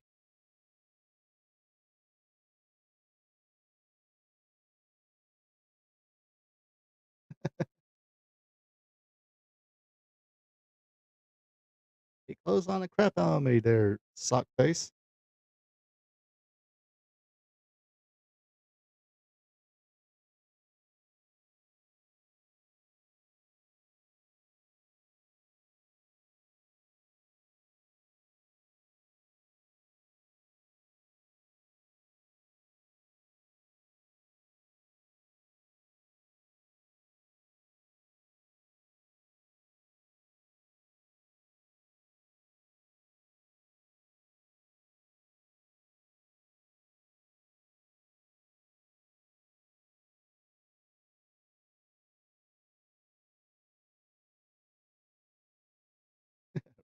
And saying, hit him, hit him, hit him.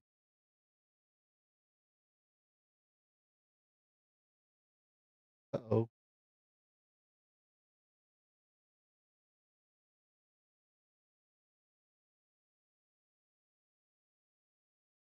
Reggie took a big old bump for old Coco Beware.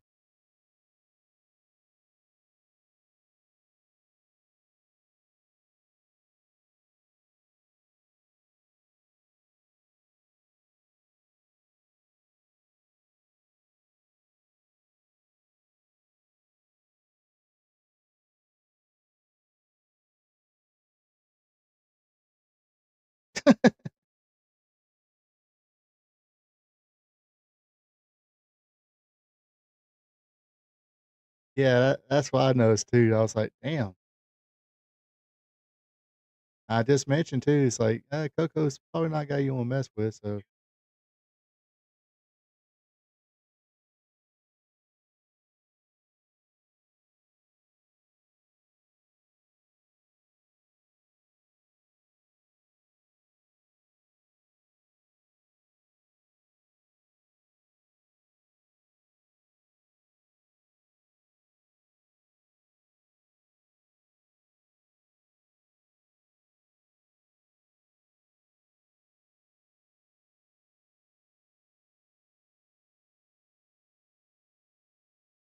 poor Reggie be fine. He's hitting everybody that ain't supposed to be hitting.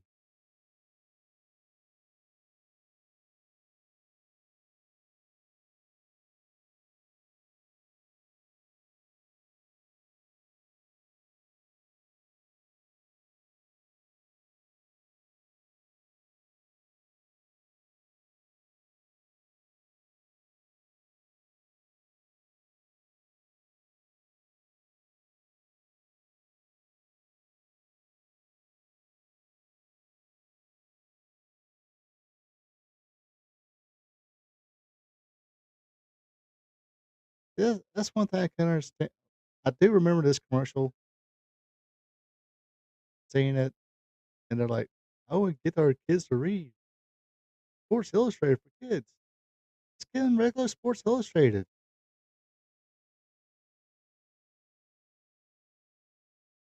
Yeah, some hell of respect for Coco.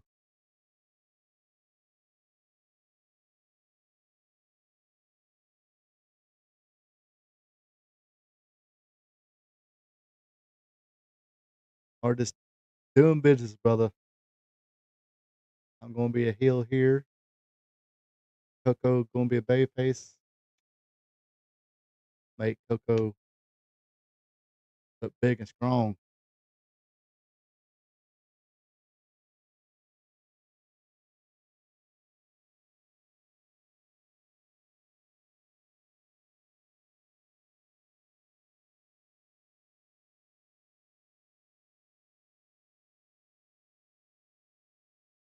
Not a Pepsi fan.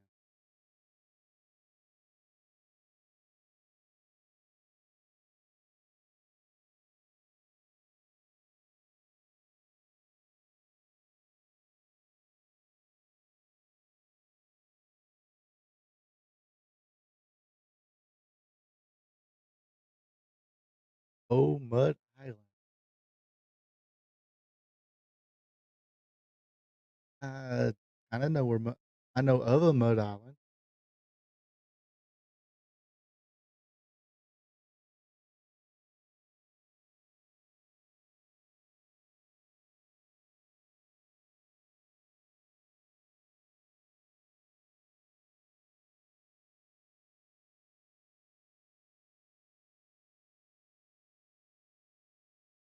Yeah, that's where swimsuit issue. I teach them young boys to read.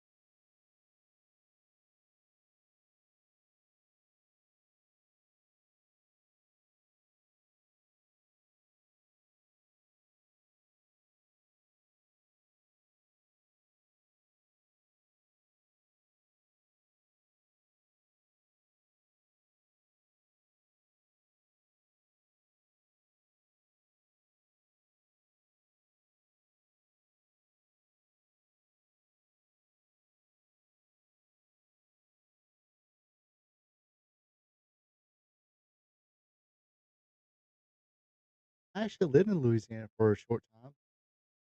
I don't remember. I think I was still in diapers.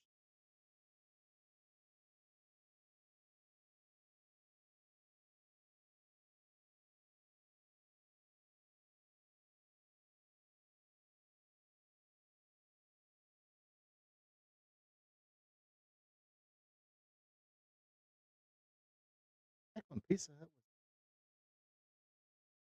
I mean, what happened to, like, these restaurants? Used to be good or decent, or all of 'em getting to be horrible now, especially in the last, what, maybe 20, 30 years? Language.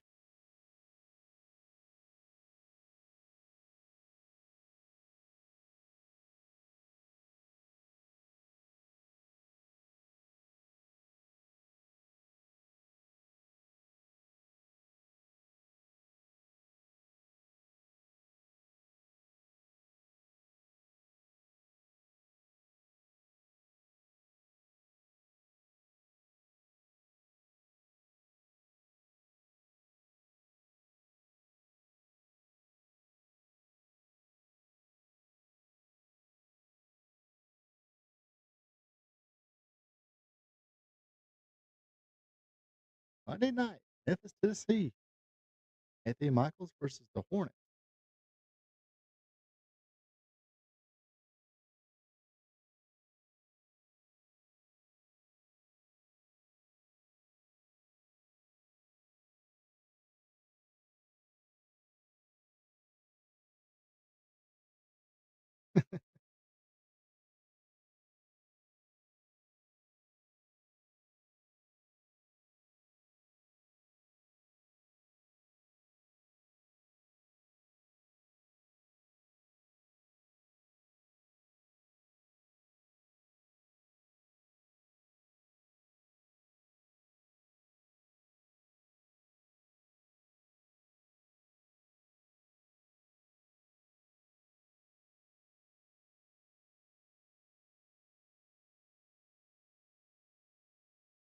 Huge week, huge week.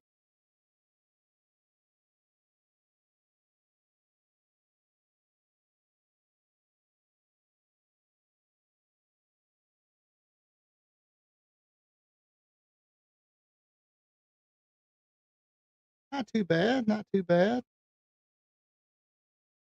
Um, said, I hate to pick on somebody's no longer with us.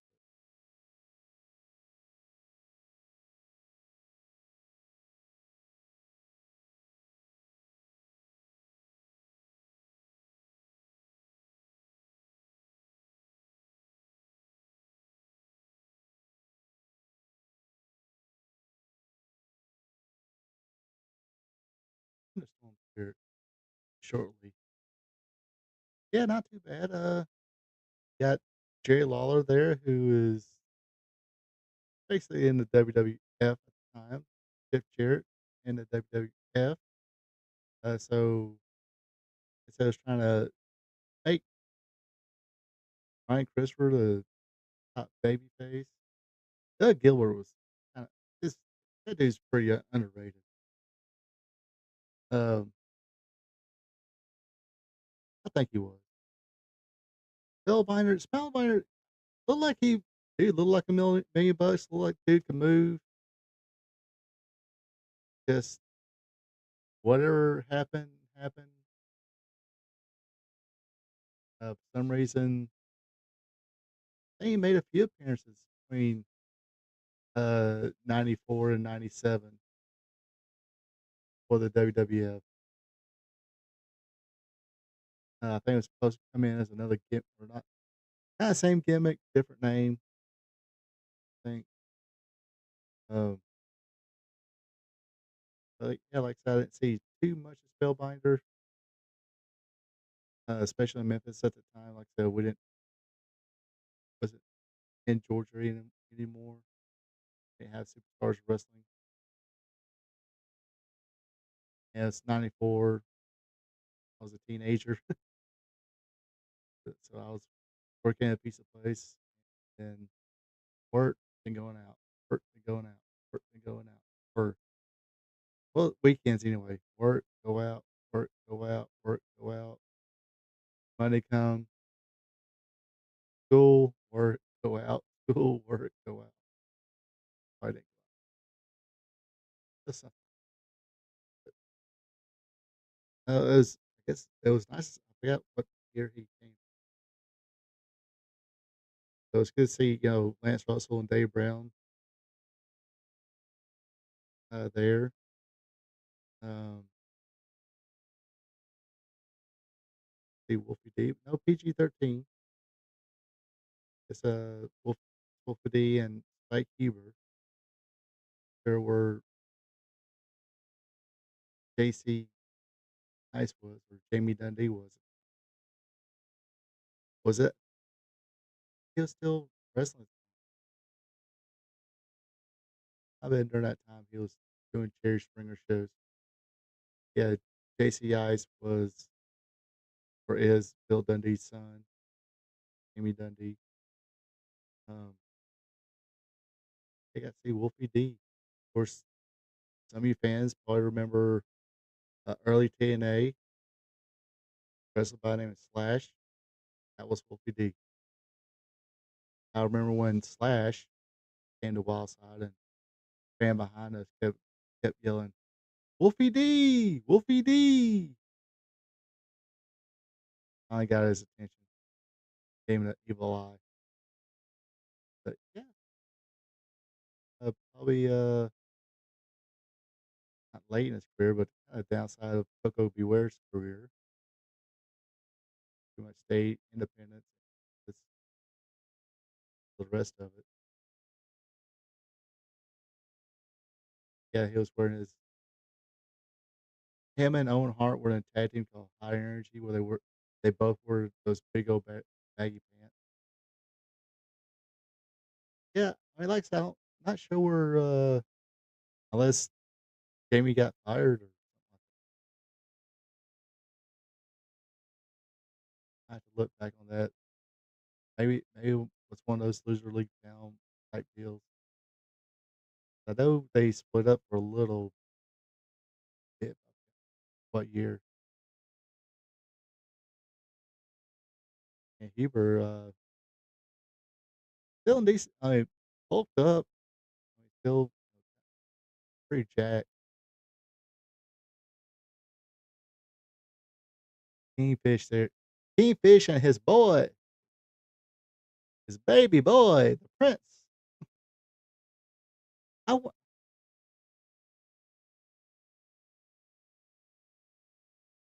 sure. I mean, of course, knowing what we knew now, quite sure why they didn't make that gimmick. Like, okay, yeah, you are my kid, and you're now the prince, Ryan Lawler. Not say it would have done him any good,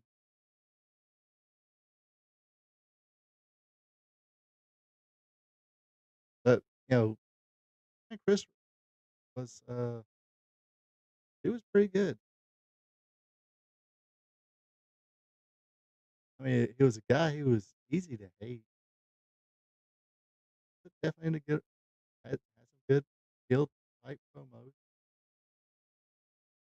Yeah, Brian was way better as a heel. Not not really too many people. Well, I guess people, but yeah, yeah, he was annoying. That freaking laugh was freaking. But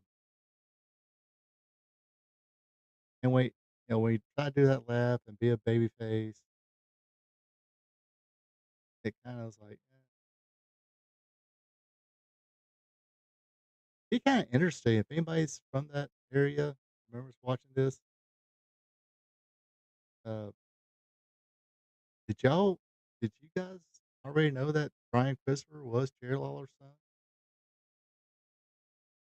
before it was leaked out?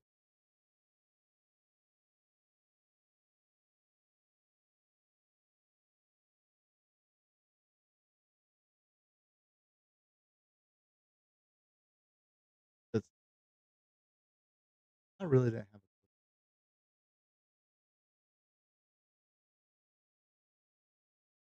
I thought I was really paying attention,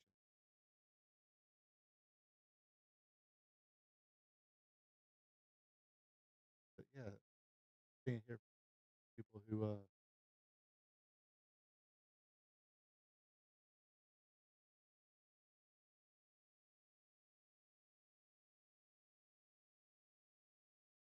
I said, I wasn't really paying attention, so I couldn't tell you if I guess if I was paying attention enough, I guess I could have put two and two together, but like I said, paying attention. So it was annoying, but really good.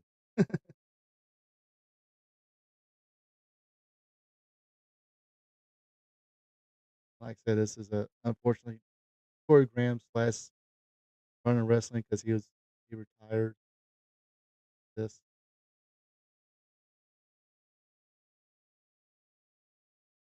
but from what I gather, especially Lawler's he was fucking over doing that Dream Machine gimmick and the mask and doing the same Dusty Rose promos. Hey, think about it. Supposedly Dusty Rose stole his gimmick from Thunderbolt Patterson.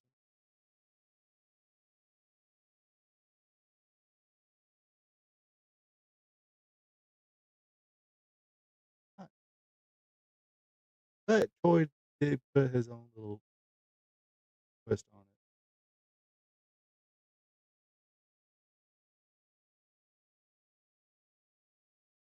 We got Reggie Buffon did become a wrestler. I do remember him being the manager of the Blackbirds, Iceman King Parsons, and Brickhouse Brown.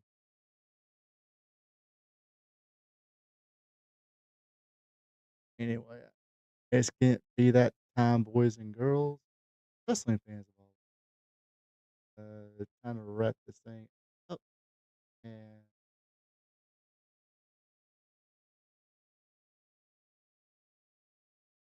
I know the sound of peanut butter jelly filling their mouth. Or bread. Another big thing. Anyway, figure out something to eat tonight. Anyway, like I said, wrap this thing up. Appreciate everybody tuning in, participating in the comments and chat. Uh, if you dig it, follow me on Facebook, subscribe to my YouTube channel. Help your boy out a little bit. Again with the comments, the likes, subscribing. Hey, share with friends. Say, hey, listen to this bozo.